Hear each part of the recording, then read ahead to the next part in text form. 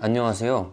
함께 걷자 부자의 길의 건프로입니다. 오늘은 우리의 소중한 아파트에 대해 이야기해 보도록 하겠습니다. 최근 아파트 시장이 매수 심리가 사라지며 하락의 시작점에 접어들고 있는데요. 아파트를 이미 소유하고 계신 분들 혹은 지금이라도 영끌에서 아파트를 사는 게 맞는지 고민하고 계시다면 이 영상을 꼭 시청해 주세요. 영끌, 벼락거지, 패닉바잉이라는 신조어를 남기던 아파트 시장은 언제는 값이 급속도로 오르더니 이제는 또 갑자기 가격이 떨어지고 있습니다. 도대체 어느 장단에 맞춰야 할지, 게다가 정부는 담보대출에 이제는 전세대출까지 막으며 돈줄을 조이고 있습니다. 집을 사야 되는 건지 말아야 하는 건지 헷갈리기만 한 요즘, 건프로가 여러분께 옳은 길을 알려드리겠습니다.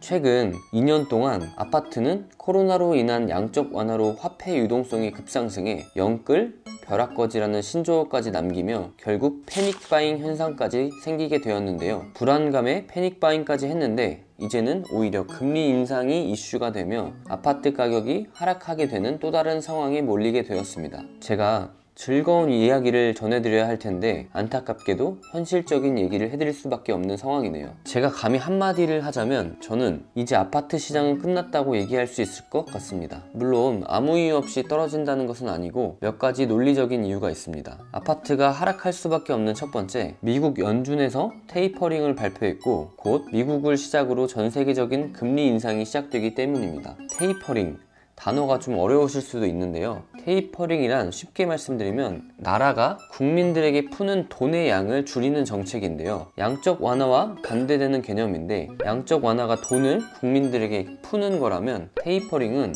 그 양적 완화에 돈의 양을 점차 줄여나가는 정책이라고 이해하시면 되겠습니다. 테이퍼링, 양적 완화, 벌써부터 어려우실 수 있는데 그냥 테이퍼링 하면 쉽게 기준금리가 오른다 이렇게 이해하시면 좋을 것 같습니다. 즉 테이퍼링을 실시할 경우 아파트의 가격이 하락할 수밖에 없게 되는 것이죠. 혹시 IMF 때랑 서브프라임 모기지 사태 때를 기억하시나요? 이 시절이 진짜 어려웠던 이유로는 실직, 파산 등의 여러 가지가 있었지만 그중 단연 가장 큰 이유는 두 사태 모두 급격한 금리 인상이 발생했고 대출 이자까지 상승하면서 아파트 가격이 폭락했기 때문인데요. 이 두 사건들만 보더라도 금리 인상이 아파트 가격에 큰 영향을 준다는 것을 알 수 있습니다. 즉 아파트 값이 금리 인상에 민감하게 반응한다는 것입니다. 현재로 돌아와서 한 달 뒤인 2022년부터는 미국의 금리 인상이 본격화되고 미국의 정책을 따라가는 한국도 선제적으로 금리 인상을 했지만 미국 따라 지금보다 더 큰 폭의 금리 인상이 진행될 것을 미리 예측해 볼 수 있습니다. 적어도 금리가 1에서 2% 정도는 더 오를 것이고 아파트 가격은 떨어질 수밖에 없다는 것이죠. 이 얘기를 들으시면 미국은 금리 인상을 아직 하지도 않았는데 한국이 먼저 설레발 치는 건가? 라고 생각하실 수도 있겠지만 이거는 설레발이 아니라 당연한 결과라고 보는 것이 맞습니다. 그 이유는 되게 간단한데요. 여러분들도 아시다시피 미국은 기축통화인 달러를 사용합니다. 그리고 한국은 원화를 쓰죠. 원화는 기축통화가 아니죠. 기축통화란 쉽게 말씀드리면 전 세계가 쓰는 기준이 되는 돈을 의미하는데 미국은 한 번에 2에서 3%씩 금리를 올리는 것이 가능하지만 한국은 불가능합니다. 그 이유는 원화가 기축통화가 아니기 때문이죠. 그래서 선제적으로 올릴 수밖에 없는 것인데 제가 예상하기로는 기준금리가 2에서 3%까지는 오를 거라고 보고 있습니다. 통상적으로 금리가 0.5%에서 1%가 오르면 집값은 1%에서 2% 정도 내려간다고 보면 되는데 당연히 금리가 오르면 월에 갚아야 되는 돈이 계속 늘겠죠. 결국 파는 사람은 증가하고 사는 사람은 줄어들게 됩니다. 결론적으로 말씀드리면 테이퍼링 같은 금리 인상의 조짐이 있는 시기에는 아파트를 사면 안 된다라고 말씀드릴 수 있을 것 같습니다. 아파트 가격이 하락할 수밖에 없는 두 번째 이유는 전세대출을 포함한 대출 총량 규제 때문인데요. 요즘 뉴스에서 전세대출을 안 해준다는 얘기가 많은데 실제로 대출을 안 해주고 있습니다. 많은 분들께서 오해하시는 부분 중 하나가 전세대출은 정부대출 아니야? 라고 생각하시는데 전세대출도 가계대출로 들어갑니다. 가계대출 총량을 규제해야 한다면 전세대출 규제도 같이 된다고 보시면 됩니다. 올해 연간 가계대출 증가량 제한이 6에서 7% 정도인데 내년에는 4에서 5% 정도로 줄인다고 합니다. 가뜩이나 지금 대출이 안 나오는 상황인데 다음 달부터는 대출이 더 안 나온다는 거겠죠. 주택담보대출, 신용대출에 이어 이젠 전세대출까지 완전하게 다 막히게 되는 것입니다. 많은 사람들이 집 사는 것도 어려운데 이제는 전세 사는 것도 어려워지고 있습니다. 결국 다 월세로 살라는 이야기죠. 즉 자연스럽게 반전세 시장으로 바뀌게 되는 것입니다. 쉽게 설명하면 담보대출을 안 해주니까 집을 못 삽니다. 집을 살 수 있는 사람이 없으니까 집이 안 팔립니다. 게다가 전세 대출을 안 해주니까 전세로 들어오고 싶어도 못 들어옵니다. 그러다 보니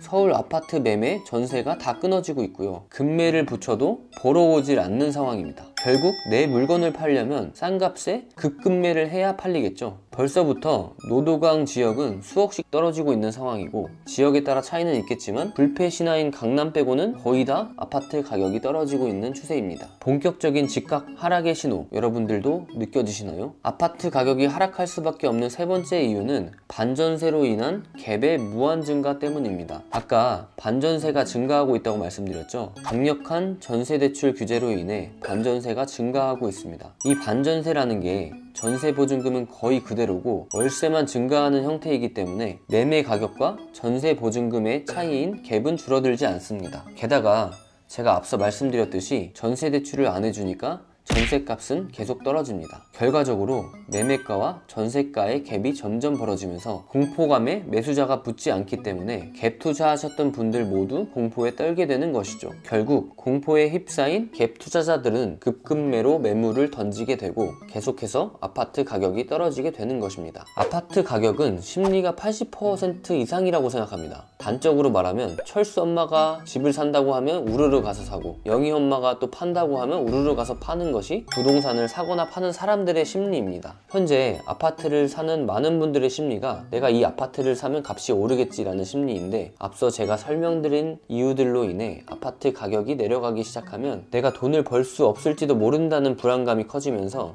팔 수 있을 때 팔려는 심리가 작동하게 됩니다. 그 불안감이 결국 급매를 만들고, 급매는 또 다른 급급매를 부르게 되는 이런 사이클이 생기는데, 이 사이클이 장기화되면 어느 순간 아파트 시장은 완전한 매수 우위로 전환될 수밖에 없습니다. 이렇게 서울이 매수 우위가 되면 전국적으로 점점 퍼지게 되고, 먼저 서울 외곽권 중심으로 집값이 서서히 무너지게 되는 것이죠. 정리하자면 제가 앞서 말씀드린 상황들 모두 집값 폭락이라는 하나의 결과만을 가리키고 있습니다. 만약에 지금 아파트를 사신다면 상투에 물리는 거라고 보시면 되고요. 최소 10년 이상은 마음고생을 하실 확률이 매우 높습니다. 왜 제가 여러분들께 아파트를 사지 말라라고 강하게 말씀드리는지 이제 어느 정도 이해가 가시나요? 지금까지 추후 집값이 폭락할 수밖에 없는 이유와 아파트 매입의 위험성에 대한 이야기를 쭉 나눠봤는데요. 부정적인 내용만 이야기하고 해결책을 제시 못하는 것은 프로답지 않다고 생각합니다. 앞으로 추후 영상들을 통해 해결책도 많이 제시드릴 예정이오니 많은 관심 부탁드립니다. 다음 이 시간에는